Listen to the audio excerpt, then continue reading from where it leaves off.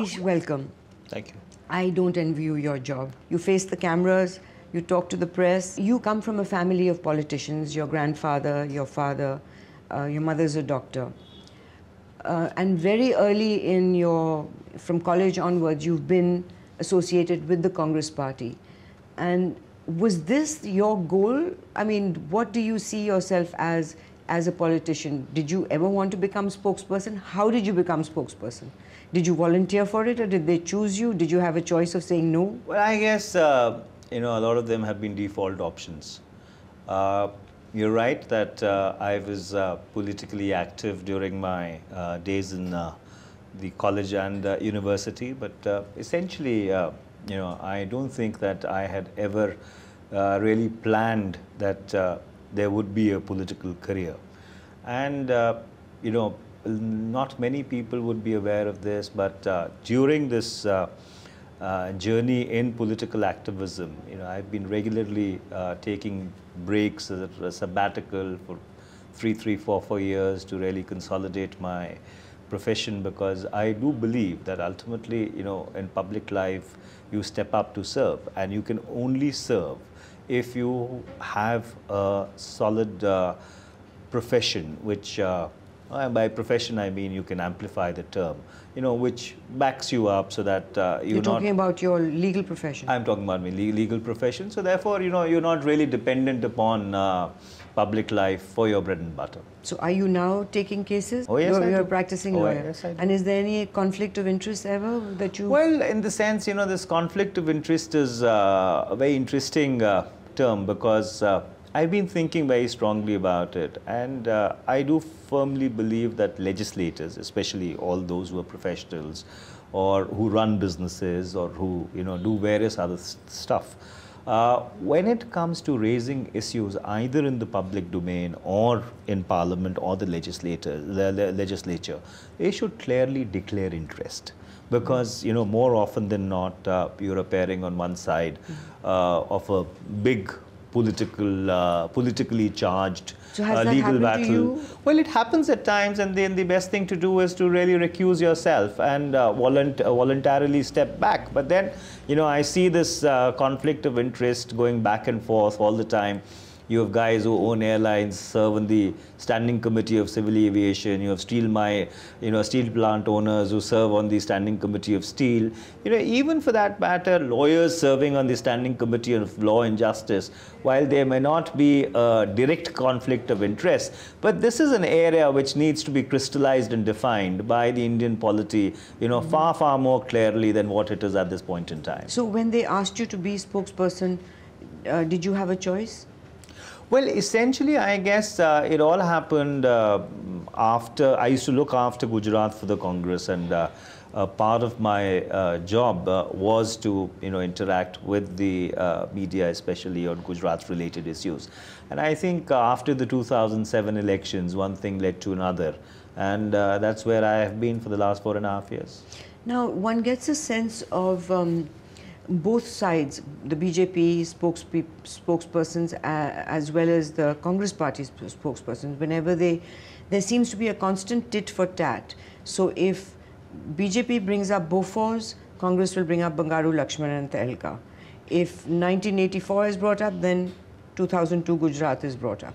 So there seems to be, for every scam, there's another scam to counter it, which means that for the average viewer who is watching the press conferences or the discussions or the debates, it only goes to prove that both sides have the same dirty linen? No, I think the larger point which you're trying to make is that is the relationship between the two major parties, or is the relationship in the body politic per se extremely bitter and adversarial, in the sense it's always a tit for tat, and therefore rational discourse gets lost somewhere along the way? And I think that's a fair point, because unfortunately the biggest casualty of these very bitter times that we live in, and the very toxic kind of public debate that we have, is that sanity and reason and essentially a way forward whereby there could be a certain amount of multi-partisanship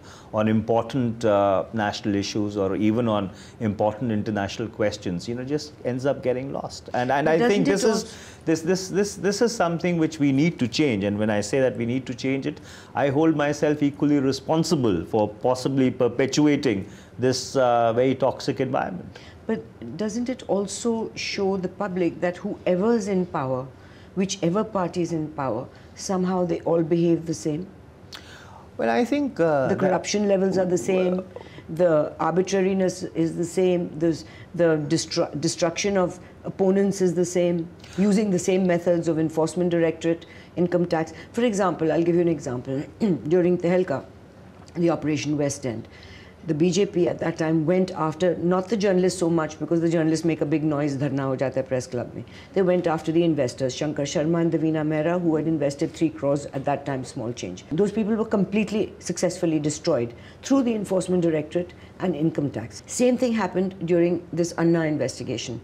There were exactly the same methods on Arvind Kejriwal, on Kiran Bedi, on the Prashad Bhushan and Shanti Bhushan, that all their accounts through income tax and everything else have been, because the party in power has information and can track all their accounts and all their behavior in every way and then use that against them.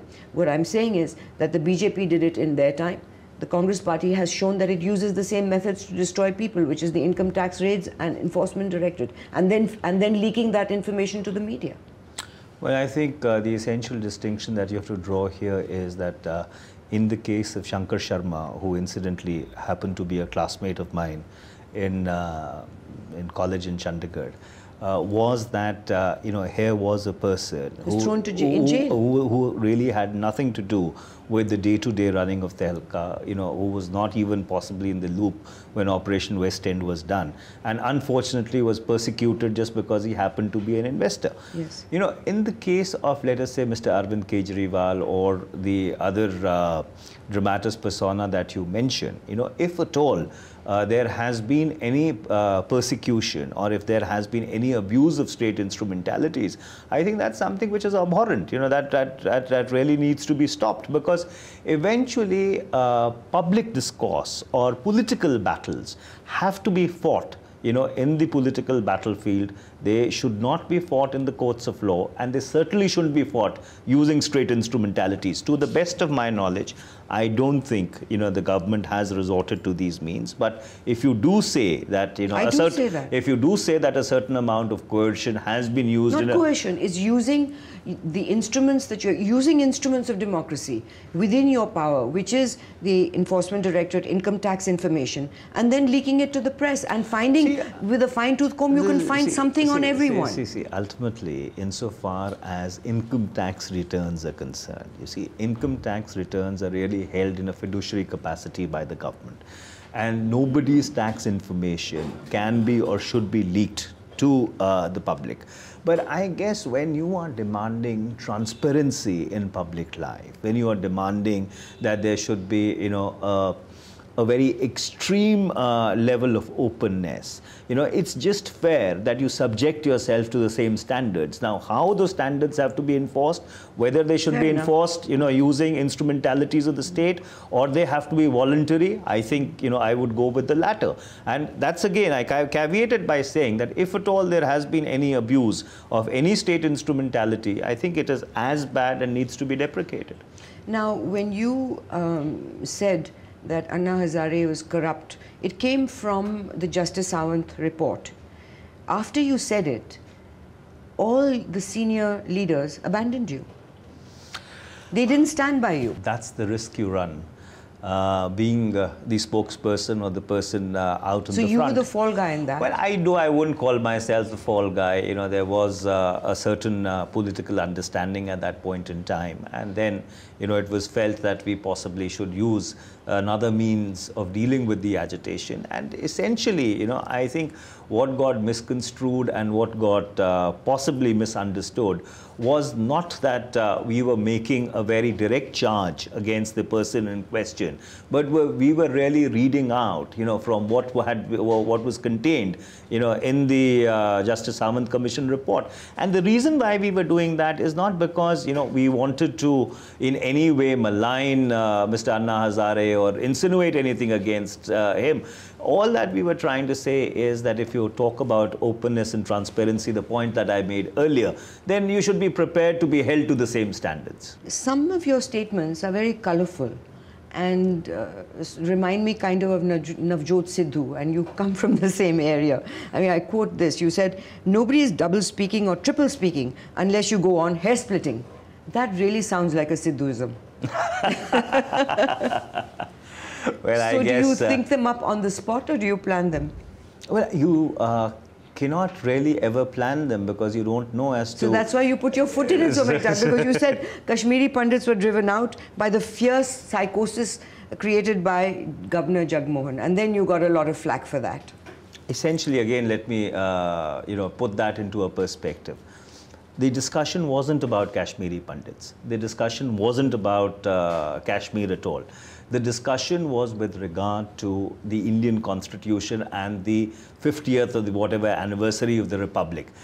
There, Tarun Vijay said something with regard to the Kashmiri Pandits, and essentially, I contextualized it by saying that had Governor Jagmohan been a little more proactive, possibly the unfortunate exodus that you saw wouldn't have taken place. So it was really said in a very positive sense of the word, empathizing with the Kashmiri Pandits. It was and it was, kind of went around. On the Nira Radia tapes, she's heard saying that they're talking about how they want you to make the Congress party to issue a statement about the allocations. And she says, "Barkha ne karwa liya hai usse," meaning you. How did that work? Who told you to give that statement? There was nothing at all. Oh, come on, Manish. She's saying it. This is, if she's saying it, she's talking complete hogwash, because I also read excerpts of that in the Outlook or so one of the magazines that was published. But she's saying Barkha it is something got like... you to say something. Did Barkha talk to you? Barkha never spoke to me. Barkha never ever called me, or nobody else spoke to me. It's something like this. You asked me a question. Is the 2G all about Mr. Raja? So what do you expect me to turn around and say, that's it? Well, it is not about Mr. Raja. It is about a systemic failure or something of that sort. Is it about a single individual? So therefore, when you are sitting in a press conference and you have 400 journalists who are throwing questions at you, from every angle, you do not know as to what motivation somebody is coming from. Maybe there's a particular answer that they want to extract out of you. So you that say answer could have been a planted question to get the answer they wanted. Well, it could have been a planted question. It could have been a response to a generic question, which Nira Radia then decided to turn around for a benefit and said, look, I've got it done. So therefore, you see, when you are out in the public space, you really do not know as to how many different agendas are you dealing with at a given point in time. And that's a risk which you run on a daily basis, because, often we know, when a similar question is repeated 4 times, 5 times, 7 times, across 2 or 3 press conferences. There's an agenda. That there is something which is really driving it. But often, while even knowing that there could be an agenda, since you have to respond to it, and more often than not the response is generic, that's what you end up doing. So I was also quite surprised, and let me put it on record once for all, because that neither Barkha nor anybody else ever spoke to me, nor was there direction. I don't even recall as to what the question was, what the answer was, because this happened immediately after I had come back from contesting my parliament elections. I think our results were declared on the 16th of May.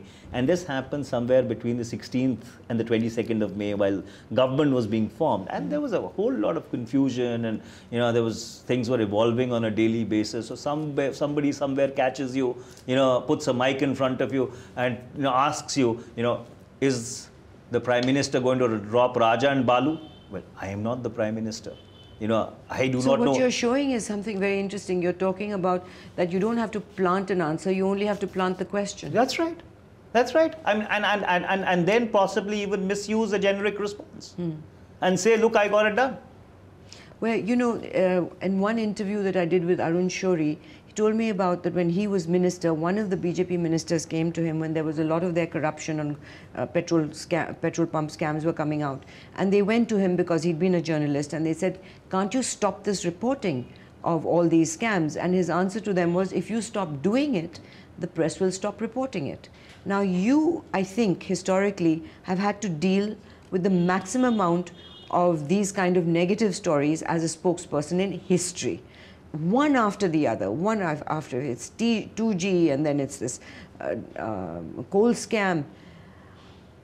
Do you ever regret becoming a spokesperson for a party that is increasingly becoming difficult to defend? Well, number one, I think it's been a great learning experience. You know, when you get thrown into the deep end, you know, you either learn to swim and swim very fast or you don't survive. So I think it's been a great learning experience in terms of how you sort of deal with different issues, and there could be entire spectrum of issues that you have to deal with on a daily basis, you know, from the sublime to the ridiculous. Has this taught you to dodge questions? Well, in the sense, it's taught you to do a lot of things. You know, has it taught you to answer in tangents? Well, it's taught you to do a lot of things, including non-answering. But you know, but be that as it may. So, how much of non-answering have you done in this interview?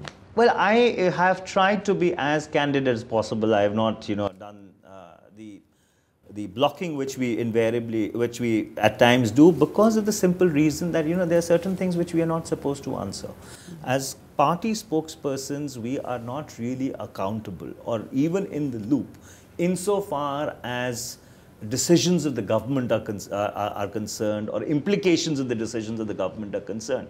Unfortunately, because the UPA government does not talk too much, so therefore a lot of that, you know, would get diverted to party spokespersons. But isn't that an issue you have taken up with them? Well, in the sense we've flagged it repeatedly, and that's why you've seen that you know, this time around, you know, the government has been far more proactive in trying to put its point of view across. Don't you see all the ministers who are all out there in the public space, you know, putting the government's point of view out? And I think that's a very good thing which is happening, because government, you know, should talk more, communicate far better, so that, you know, the possibility of confusion or misinformation gets obfuscated. But let me use this opportunity. Or rather to obfuscate the scams that have happened. You know, and then, well, let me use this opportunity. You see, since I serve on the Joint Parliamentary Committee on 2G also, and I have a fair understanding of the telecom sector, the C&AG report on the 2G spectrum is a whole lot of hogwash, and I say it with, you know, a great sense of responsibility. You see, by arbitrarily tossing, you know, mythical numbers into the public space, what the C&AG has done is that he's made the public debate far more toxic. Number two, you know, you're talking about the coal scam. I'm talking about the coal scam. I'm talking about even 2G earlier, because that 1,70,000. Okay, forget about the notional numbers, which. Well, I think it's the notion. I just want to ask you one thing on that issue. Two, actually. One is that if these companies who allocated all this stuff, why have they not produced it? If it's being done for the people of India to get more power, where is the power? Why hasn't it happened? The simple answer to that is that between the in-principle approval and the mine actually getting commissioned, on an average, if everything goes according to plan, it takes between 7 to 8 years. So therefore, something which was allocated in 2005, let's say, you know, should have gone on steam in 2012. Mm-hmm. The reasons why it has not happened is A, because there was this go, no-go area controversy, which held everything up for almost 2 to 3 years. Number two, most of these captive mining blocks which have been allocated are also in Maoist infested areas. You know, there are issues of access which need to be sorted out. And then, you know, then why were they allocated? And then they were allocated in an arbitrary fashion to people who, I mean, there is a scam there. Madhu, do you regret, does the Congress party regret appointing Vinod Rai? It's not a question of regretting or celebrating the appointment of somebody. I think the entire manner in which both the 2G and the Cole report have been put together is completely and absolutely arbitrary.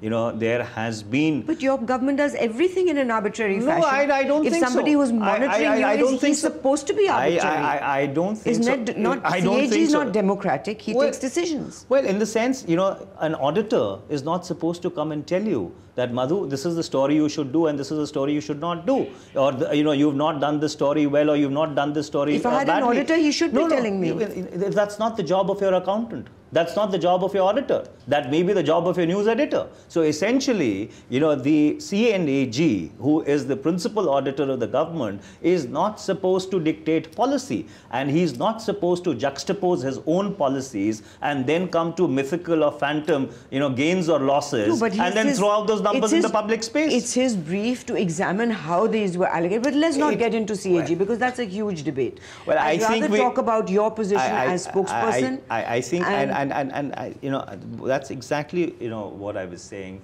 that possibly the biggest challenge that you face as a spokesperson is when you have to sift, you know, the truth from the myths, and especially if the myths seem to flow from a constitutional authority. Is there any lie that you've been forced to tell that you regret?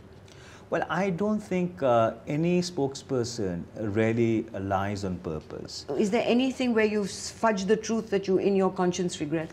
Well, you know, the interesting thing is that a spokesperson is much like a lawyer, you know, who he sees truth the way he wants to. No, who deals with a brief. And therefore, you say exactly what you're instructed to say. So I don't think... So you block off any inconvenient truths, which is the problem actually today, because both parties are represented by lawyers. There's Arun Jaitley and Sushma Swaraj on one side, and there's Kapil Sibal, you and Chidambaram, all lawyers. That's a huge issue for the people of this country, because because all we get are lawyers making briefs. There's no reality, there's no truth. You just cut out what doesn't suit you and only present the facts according to your clients. I think that is a disservice to the people. Every brief is based upon reality. No brief. Like Ram Jethmalani invented a Sardar in the Jessica Lal case. No. That's what you people do. I do not want to go into what Ram did or didn't do in a particular criminal trial, and I'm not even aware of that. But all that I'm trying to say is that you said exactly the problem. That you shut out whatever facts that don't suit you. Lawyers do not deal with hypothetical situations.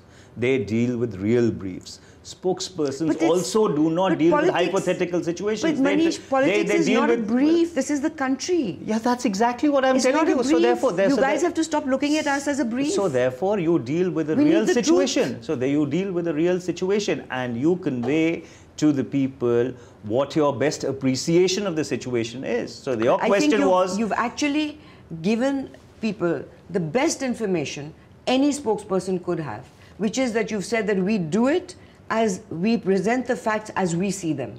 Well, I think everybody. I think every individual, Madhu, at the end of the day, presents facts as they see them. So therefore, I think, you know, if we have a certain... also present them in a way that takes abreast of facts, keeps in mind that there are some things which are inconvenient truths, and you deal with those also, which is honest politicians, or honest politics. Well, let me tell you, you know, if there's a truth which is inconvenient, you know, we try and tell it the way it is, because at the end of the day, it is not that, you know, you argue a brief and you go back home. After all, whether it is Kapil or whether it is I, you know, most of us also have to get elected from huge constituencies. But you're a very sensitive boss who, if Salman Khurshid says Rahul Gandhi should be more active, then he has to retract it. It's very prickly party. But you see, at the end of the day, whatever you are saying as a spokesperson is also being judged by your constituents as something which his MP is doing. So therefore, it is not that you argue a brief and go back home and you're not being judged by anybody. Your constituents are judging you on a daily basis. So therefore, you know, when you try and fudge or when you try and obfuscate, you also have to be very careful as to how it impacts on your credibility personally, because people do not make that distinction between your role as a spokesperson and as a member of parliament. You know, you may say that you are juggling hats, but insofar as they are concerned, you are that one person. But you have a very tough situation because you have to please up there and there. Well, I don't think it's a question Your boss and the people. I think it's not a question of pleasing up there and down there. I think it's just a question of I was doing saying your the job. People are up there and your boss is down there. Well, whatever it is. And the thing is that it's just doing things, in a manner which you think is the best and something which does not weigh on your conscience and you don't keep awake at night. And I can be very honest with you that in the last 4.5 years, I've slept very well. I think the Prime Minister sleeps a little too well. Thank you very much, Bye. Manish. Thank Bye. you for your time.